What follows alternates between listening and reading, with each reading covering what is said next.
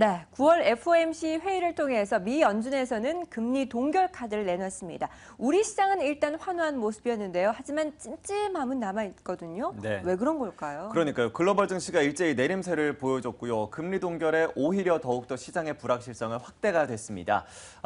아시아 증시만 하더라도 상당히 좋은 모습이었는데 오늘 증시에서 또 한번 분위기가 바뀌게 될지 어떠한 이야기를 전망할 수 있을지 이야기 나눠보도록 하겠습니다. MTN의 김종을 연구위원과 함께 해보도록 하죠. 위원님. 네, 우리가 오프닝에서 국회에 대한 얘기를 하지 않았습니까? 시장에 잘못 이해한 것이 아닌가 이런 부분인 것 같고요. 그렇다면 미국 증시, 우리 증시의 전반적인 반발력이 왜 나타났었는지 이 부분부터 살펴봐야 됩니다. 오늘 한국투자증권 데일리에 보시면 박수현 연구원이 쓴 자료의 내용인데요. 준비된 그림에서 보시는 것처럼 9월 점도표에서 처음으로 나타난 것이 바로 마이너스 금리라는 거죠. 그러니까 점도표를 지금 보니까 마이너스 금리를 예상하고 있다라는 건 결국은 추가적인 QE 정도도 예상해 볼 수 있는, 그러니까 누군지는 모르지만 어쨌든 누군가 한 사람은 지금 추가적인 부양책이 필요한 게 아니냐라는 그런 시각을 내비친 것이고, 실제로 인상 자체가 지연되다 보니까 미국이 혹은 다른 중앙은행 쪽에서 현재 경기 둔화를 좀 더 완화시키기 위한 추가적인 부양책에 대한 기대감, 이런 것들이 계속 높아지고 있는 거죠. 그래서 시장이 올랐다가 실제적으로 거기까지 가긴 좀 어렵겠다라는 시각에 또 만기와 관련된 물량으로 인해서 미국 시장의 조정폭이 좀 커진 게 아닌가 이렇게 좀 봐야 될 것 같습니다. 또 하나 이제 우리가 살펴봐야 될 건 시장에 이런 부분들이 많이 반영이 되고 있는 거죠. 달러 인덱스라든지 미국의 2년물 국채 금리를 보시면 최근에 올랐던 것이 다 떨어지면서 결국은 그동안 반영되었던 기대감들이 제자리로 돌아가고 있는 국면입니다. 그래서 이 구간에 이렇게 달러 인덱스가 오르고 그다음 미국채 2년물이 올라갔던 구간에 반대로 주식시장은 내렸기 때문에 결국은 이제는 이것들이 내릴 때 반대로 주식시장도 어느 정도 가격 회복을 시도할 수 있다라는 그런 기대가 작용했다라고 봐야 될 것 같고요. 우리가 또 이제 과거 경험을 보실 필요가 있겠는데 블랙 먼데이 그리고 롱텀 캐피탈 매니저먼트 사건 때 러시아 루블화 버블이 터지면서 시장이 크게 밀렸을 때 실제로 미국이 기준금리를 더 낮추면서 일종의 추가적인 QE를 해주는 모습이었거든요. 그러니까 추가적인 부양책을 써주는 모습이었는데 이런 모습들을 보니까 그때 시장이 더 크게 반등했다라는 거죠. 초반엔 조정을 받았지만. 그러니까 이런 여러 가지 기대감들이 겹치면서 시장이 반등했어야 되는 시기입니다만 일단 현재 구간에서는 금리가 제로 수준이기 때문에 추가적인 QE 말고는 대책이 없고요. 근데 추가적인 QE 하기에는 미국 시장도 약간 부담을 받고 있는 그런 국면이라는 점에서 현재 구간에서는 시장의 기대와 이런 우려들이 교차하는 구간, 여전히 변동성이 클 수밖에 없는 구간이라고 좀 봐야 될 것 같습니다.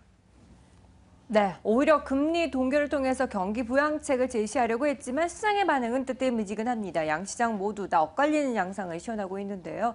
그렇다면 우리 증시 일단 지난 금요일장에서는 강세를 보여줬는데 이번 주부터 어떻게 출발할지 궁금해지네요. 어떻게 예상하시나요? 네, 일단 중국의 지표들이 조금이라도 개선된 여지가 보이는지를 확인해야 될 것 같습니다. 준비된 그림을 보시면 중국의 최근의 수입 조금 늘어나긴 했습니다만 여전히 기준선 아래에서 움직이고 있는 양상이 있고요.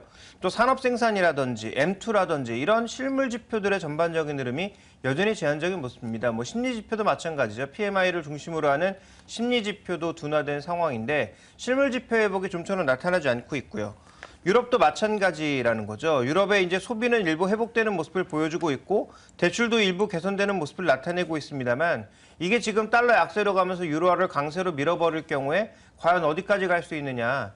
여전히 성장률의 컨센서스가 낮은 것이지 이게 본격적인 성장이라고 얘기할 수 있느냐. 물론 이렇게도 볼 수 있죠. 증시가 많이 밀렸기 때문에 조금만 성장률이 좋아져도 오를 여지는 충분하지 않느냐. 맞습니다. 그렇지만 그 오르는 폭이 또 제한적이고 환율이라든지 이런 여건으로 인해서 바로 또 성장률이 줄어드는 그런 상황이라면 반등 자체에도 제한이 걸릴 수밖에 없는 거죠. 그런 측면에 우리가 이해가 좀 필요하지 않나라고 보고 있고요. 또 하나 이제 중요하게 살펴봐야 되는 건 달러가 횡보를 보이던 이 구간에서 OITP 인덱스라고 해서 19개 국가, 이머징 국가들과 달러 인덱스를 비교한 지표를 보시면 이때 올랐거든요. 그러니까 달러 대비해서 약세를 보였다라는 얘기죠. 달러가 정체되는 구간에서 또 스스로 무너지는 모습을 보였던 이머징 마켓의 환율들이 최근엔 브라질이나 멕시코나 일부 국가를 제외하고는 조금은 안정적인 모습을 나타내고 있거든요. 그렇게 본다면 종합적으로 봤을 때 우리 시장에 대한 전반적인 접근은 박스권일 것 같습니다. 그러니까 분명히 좋아진 부분도 있지만 여전히 악재로 남아있는 부분도 충분히 있고 시장이 그것을 어떻게 이해하느냐에 따라서 변동성이 커질 수밖에 없는 구간이라고 봐야 되기 때문에 개별 종목에 대한 선택은 조금 달라질 수도 있겠습니다만 지수에 대한 선택은 여전히 1900, 2000선을 크게 넘기 어려운 제한된 박스권 내 움직임으로 예상해 볼 수 있을 것 같고요. 또 하나 이제 이런 불안 심리가 여전히 남아있는 한 차익 매물이나 공매도도 충분히 나올 수 있기 때문에 또 원화의 강세로 인한 수출주 약세가 나타날 수 있기 때문에 이 부분과 관련된 부정적인 부분도 충분히 감내하고 박스권 내에서의 전략 그리고 개별 종목은 모멘텀이나 이런 것들을 따라가는 단기 전략이 좀 유효하지 않을까라고 보고 있습니다. 전체 시장이 오르기엔 상당히 어렵기 때문에 이어서 이제 종목들에 대한 이야기를 좀 나눠보도록 하겠습니다. 미국에서 대표적인 드릴링 기업들의 주가부터 일단 확인해 보도록 할 텐데요. 지난 금요일에 유가가 또 한번 큰 폭으로 내리면서 이들의 주가 여전히 부진한 흐름을 보여줬습니다. 일단 미국 내에서의 드릴링 기업들의 주가 동향부터 확인해 주시죠. 네, 대표적인 한계 기업들을 우리가 좀 비교해 볼 필요가 있을 것 같은데요. 미국의 대표적인 한계 기업, 지금 유일하게 금리가 폭등하고 있는, 회사채 금리가 폭등하고 있는 기업들이 바로 드릴링 기업을 포함한 셰일가스, 셰일오일과 관련된 종목들입니다. 그중에서 이제 대표적인 기업 중에 하나인 다이아몬드의 주가 흐름을 보시면 오늘 하루의 급락으로 인해서 바로 전저점 수준까지 폭락했다라는 거죠. 그런데 이게 지금 이 한 종목에만 나타난 현상이 아니라 다른 여타 종목에 모두 동일하게 나타났다라는 거죠. 트랜스오션 같은 경우에도 사정은 조금 낮지만 그래도 오늘 하루 급락으로 인해서 10%의 단기 반등폭, 그러니까 단기 반등폭으로 보면 30%를 단기 반등폭을 날려버렸고요.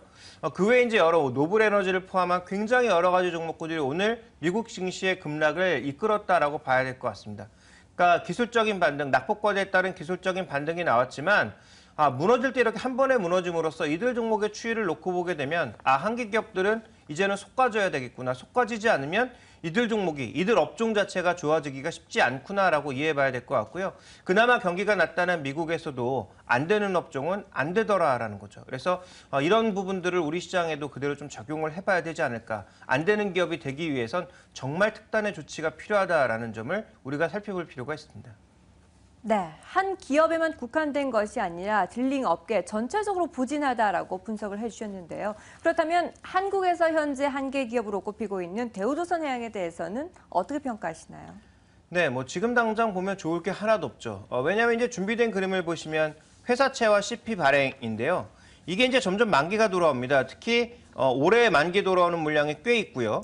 그 다음에 이제 2017년 오게 되면 이때부터는 만기 물량들이 대거 도래하거든요. 그러면 이 두 번의 위기를 넘어가야 되는데 지금 현재 위기도 넘어가기가 쉽지 않다라는 거죠. 그럼 가장 중요한 것은 대우조선해양은 이번 9월 25일 날 채권단에 또 긴급회의가 있는데 이런 긴급회의에서 과연 얼마만큼 잘 풀어내느냐.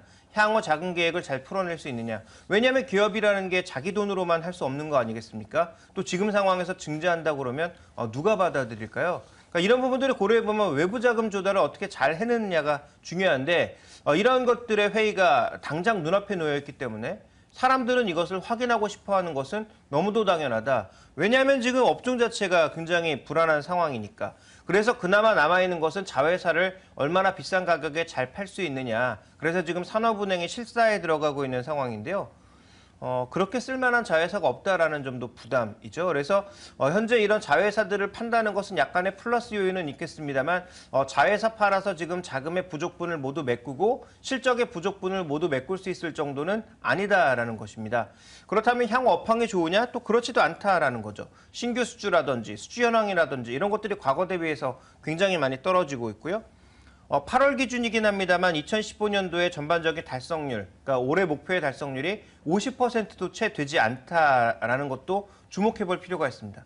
그렇게 본다면 이런 한계 기업들도 특단의 조치가 필요하다라는 거죠. 정부를 포함한 채권단의 전격적인 지원이라든지 아니면 구조조정을 통한 좀 더 뼈를 깎는 그런 노력이라든지 아니면 해외 자금 유입을 통해 어느 정도 이제 위험을 완화시키는 이런 작업들이 필요하다라는 것입니다.